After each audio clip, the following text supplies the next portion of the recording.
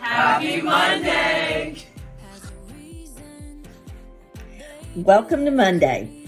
It's getting near the end of October and the leaves are falling and my Halloween decorations are up.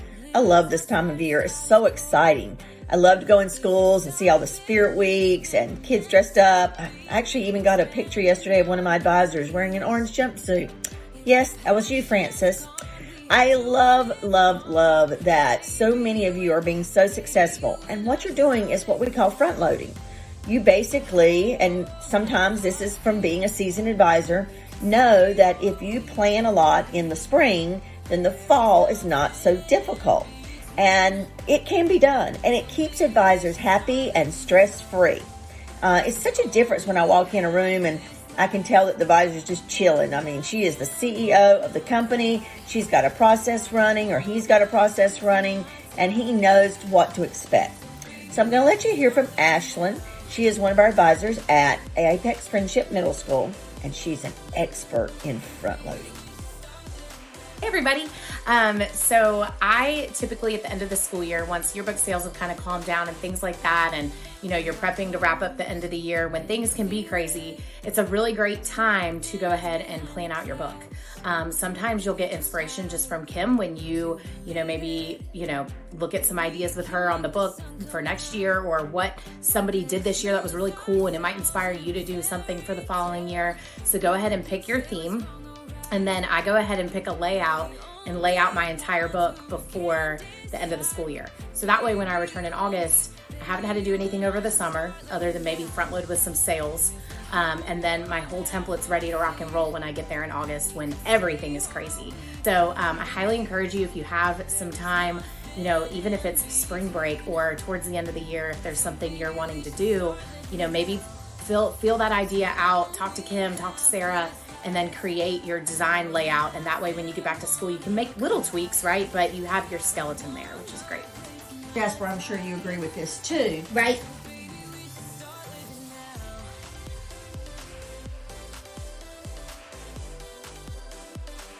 As teachers, you tell your students that. Don't wait until the last minute, plan ahead. So Ashlyn has showed us a great way that as a middle school advisor, doing the book by yourself, you can plan ahead in the spring and in the summer and have less to do when you come back in the fall when you're already busy. Let's look and see how this happens with a high school with a staff.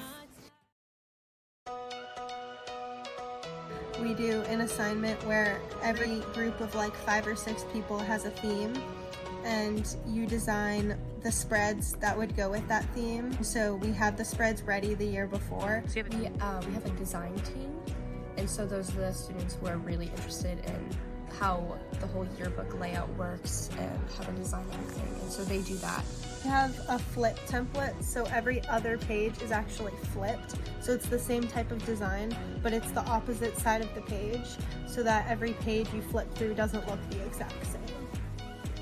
So in the beginning, there was a lot of new technology that I had to start using, and so a lot of the veterans helped with it, and they showed me what to do, how to use the resources that we have most efficiently and stuff like that. So we have a returning staffer pair up with a new staffer, and they help them with the first spread they do, which also helps their grade not sink because they don't know what to expect, and it helps them get the spread completed on time, and all the little things get fixed. So I love having a mentor.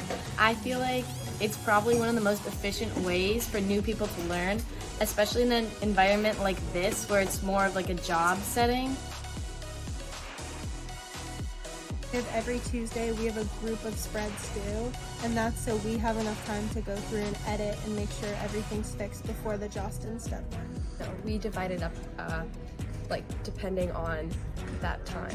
I don't know. We have fall sports due at one time, right. We have winter sports due at another time, and we have about 5-ish spreads due at a time. We have a whiteboard, and we write on the whiteboard the deadlines that are coming up, and so we also put their names by it so they know when their spreads are due.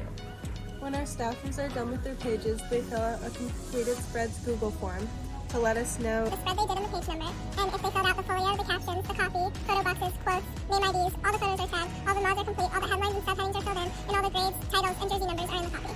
So we go through, once they filled out this Google form, we go through the spread and we add comments on the page to let them know what should change, but we don't change it for them. We then write the name of the spread that was completed and we commented on the whiteboard in the classroom, and they know that they need to go back and edit the changes on the spread.